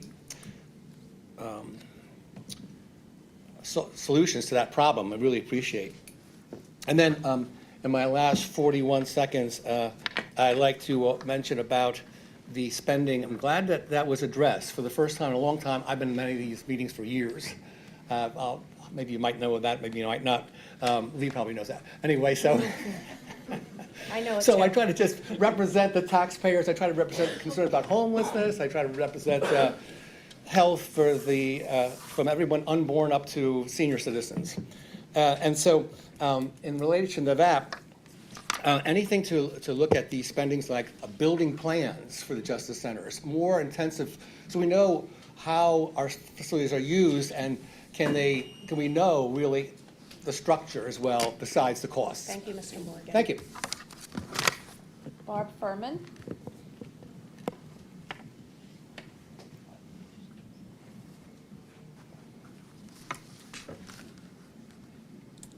Hello again. Barb Furman, New Hanover. I just want to make a quick comment about Women's History Month. I was a high school athlete in 1971, the inception of Title IX, giving women equal access to big thing was sports. The intent of the law was for biological women. This could not, the future could not have been known at that time. In 8th grade to 9th grade, we changed from a 6-player game to a 5-player game, which, I'm just trying to give some real aspect of what the big changes were to when my daughters played high school and college sports with the advantage of equal access to scholarships. Over 50 years of amazing progress is now in jeopardy. So, just want to make that comment. My other comment is about the process of giving us access to the mail-in ballot, actually the numbers of people that actually vote mail-in. We know, as judge of elections, I know what the number is about Thursday before the election, but I never find out how many actually voted of those mail-in ballots, how many actually came in. So it's not parsed down to the precinct. So on December 4th, I went to the meeting. I asked, Mr. Dean indicated that I could get some information. I also sent an email on the 12th of February, and I haven't gotten any answer on that. Basically, it's the denominator of how many votes are out there. And I think that it is, since all the votes need to be in by 8 o'clock on election night, it is reasonable to expect that by midnight, or at the very least 8 a.m. the next morning, we should be able to know what that number is. That's the denominator. And, counting for weeks later, it gives us pause as to, where those votes are coming from. So I think it is an important piece of information to have. So thank you. Thank you for your comments. Okay, we have 3 people on Zoom. First up is Adrian Seltzer.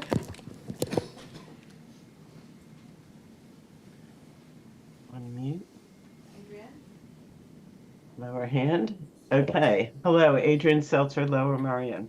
If I may just tell Barb Furman, she can get the list of how many votes came in by mail-in ballots by going to the results page after that's on voter services. So the election results page tells you how many votes were counted for mail-in ballots and how many votes were counted for in person. So it's there, it's on the website. Okay. I believe the agenda comes out 24 hours before.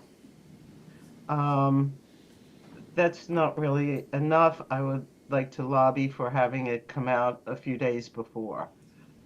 It would also be nice to have more detail. The personnel report had no detail to it. The resolutions, I had no idea who was being appointed to the solicitors or the Board of Assessments. I saw that the diaper bank was unfunded, and I know that's really an important thing. I was wondering if any of the other places that got that money, that 75,000, will be providing diapers for people that need them. And I would like to know when the next election board meeting date is, because I would like to share that with other members of the committee I am on. And I thank you for your work. Jeannie Sorg's presentation was wonderful. She does have a ton of energy and is fun to watch. And thank you very much. Thanks, Adrian. So your one comment about just not knowing some of the information, we have intentionally posted all the details in advance of the meeting, including appointments, reappointments. So maybe we can talk offline about why some of those Yeah, items. where it is. Okay, Yep. cool. Thank you for your Thank you. comment. Okay. Next up, Deb Spence. Thank you all. I'd like to say Happy Women's History Month to Commissioner Chairwoman Jamila Winder. I don't think that was mentioned at all. And also like to say that being engaged in your local, county, state, national politics, finding out the information, coming to these meetings, it's an not only is it an experience, but it is time intensive. So we're leaving our lives to be engaged in this process, and I know that it can be frustrating to get comments, but what I noticed as I was listening to this meeting was that and I'm gonna try and be really soft with my comment, but I noticed that the men on the board were interjecting when the women were making comments.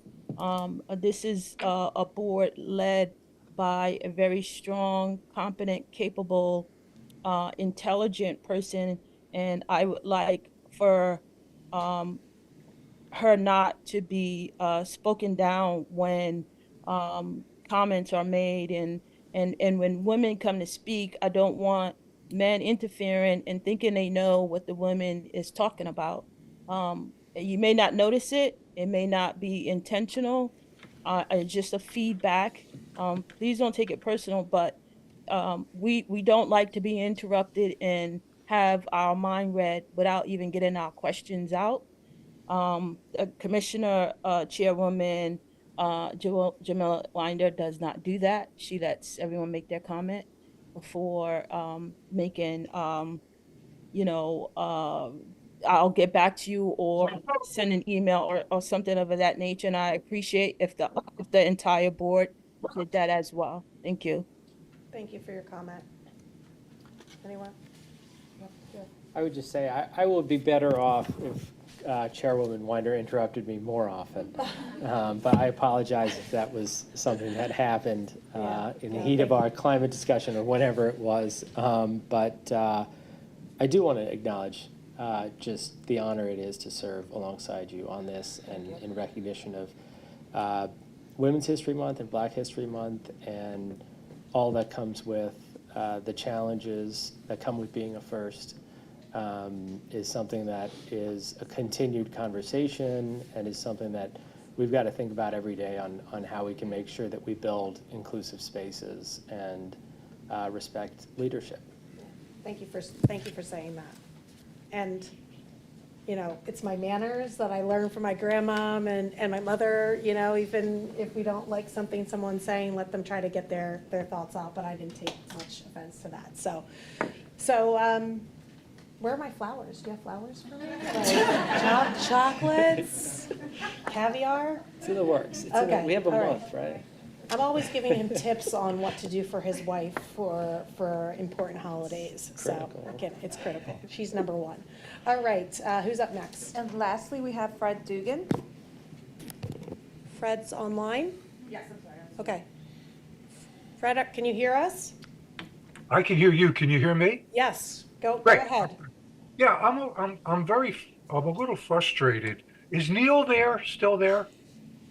Neil is, yes. Unfortunately. So Fred, I've met, Fred has sent me a number of emails and he has been in touch with Becca. Becca, I don't know, she emailed you, Fred, and I would be more than happy to set up a meeting. After this, I was actually hoping you'd come to the meeting. I'd be glad to meet with you afterwards or after the next meeting.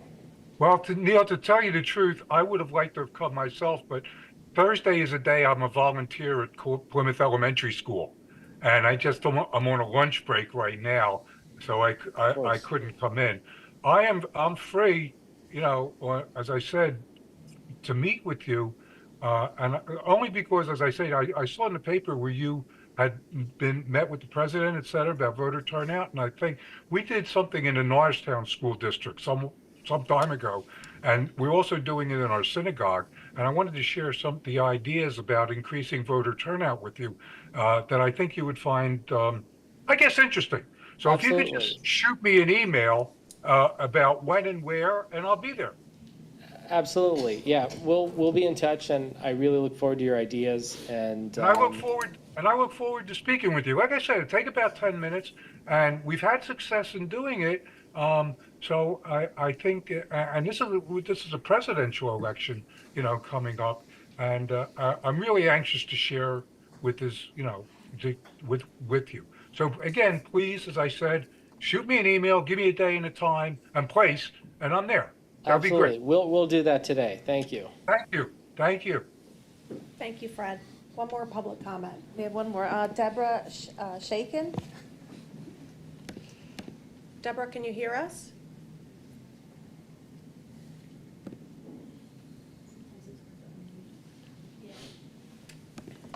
Deborah?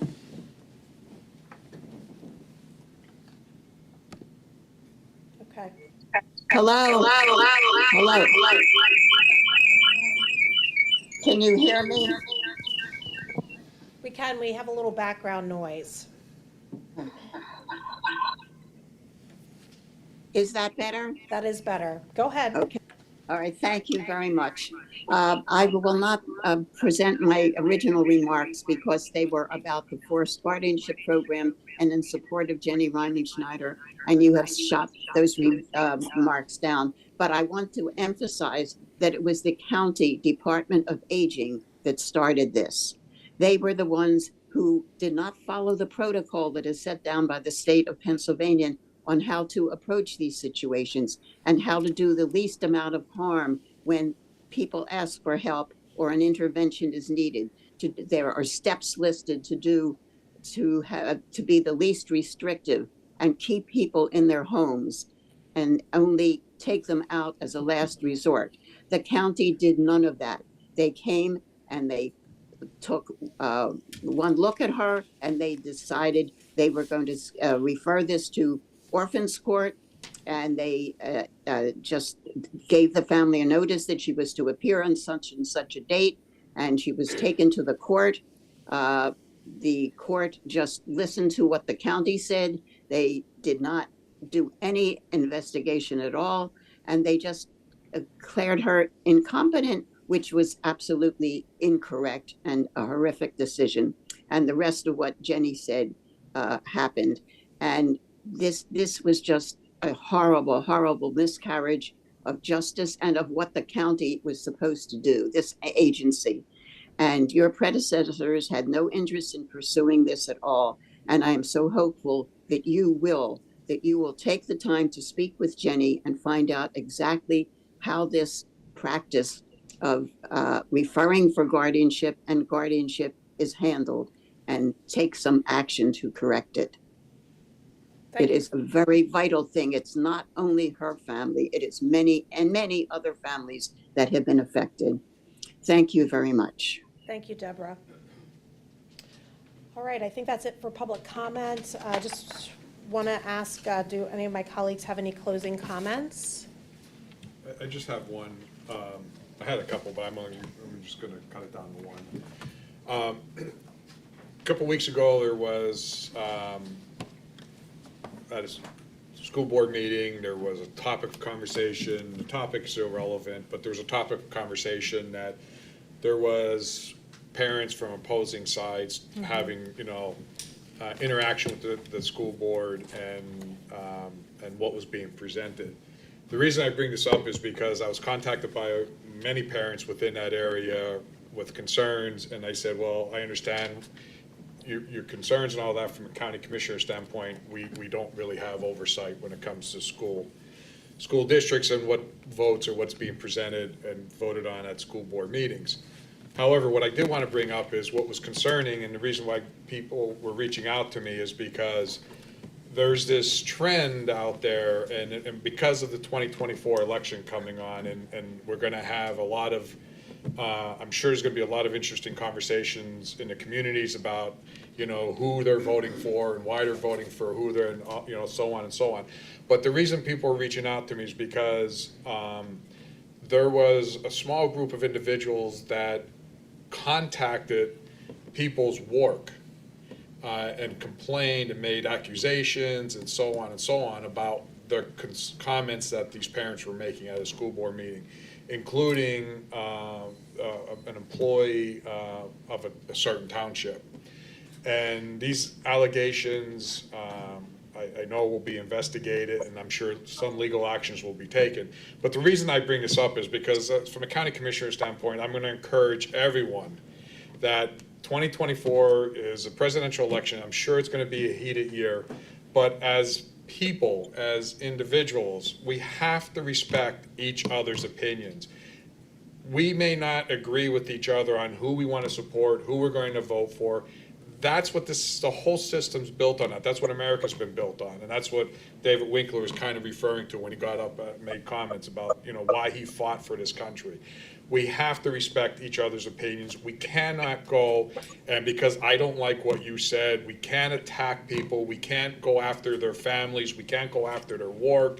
We just have to say, well, I don't agree, and move on. I mean, everyone is open and is allowed to have their own opinions, and we have to move back to respecting each other and respecting each other's opinions. We may not agree, and that's fine. That's, again, I want to point out, that's what this whole country was based on.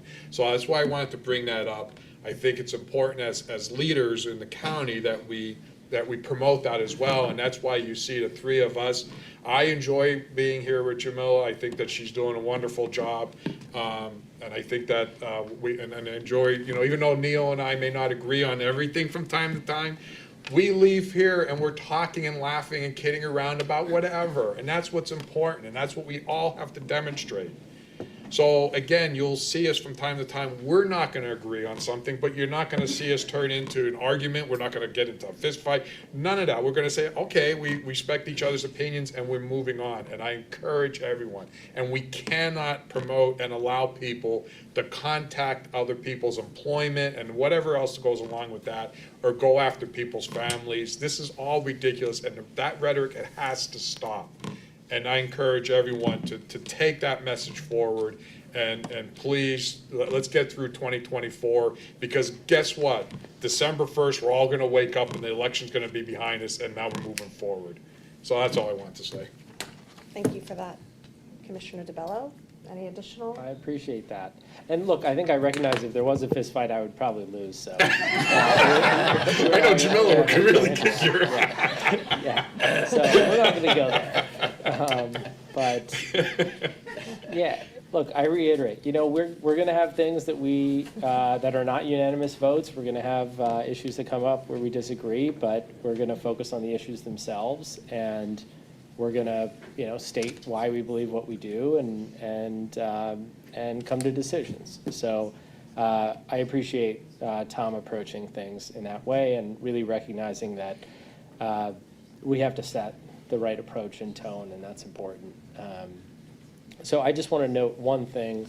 I missed a couple of announcements in my opening, which is that this Sunday begins the holy month of Ramadan. So it's a special time for reflection, prayer, and fasting for members of our Muslim community. And so I hope to all of those who celebrate, you have an easy fast and a spiritual month. And I look forward to joining many of the events around the county there. Great. All right, the next Board of Commissioners meeting will be Thursday, March 21st, 2024 at 10 a.m., followed by an election board meeting on same day at 12 noon. So I'd like to make a motion to adjourn the March 7th, 2024 meeting of the Montgomery County Board of Commissioners. Is there a second? Second. Seconded by Commissioner DeBello. Any board comment? All in favor? Aye. Motion carries. Next up, Salary Board. These meetings are so long. They're so long. They're I way just too. wanted to say, before I sit down, good afternoon, everybody. Good afternoon. We'll get better. Yes, We'll get better. Yes, it is. All right. I'm great. Is there any public comment for Salary Board? No public comment. All right. I'd like to invite, all right, if everyone that's not staying for the meeting could exit kindly.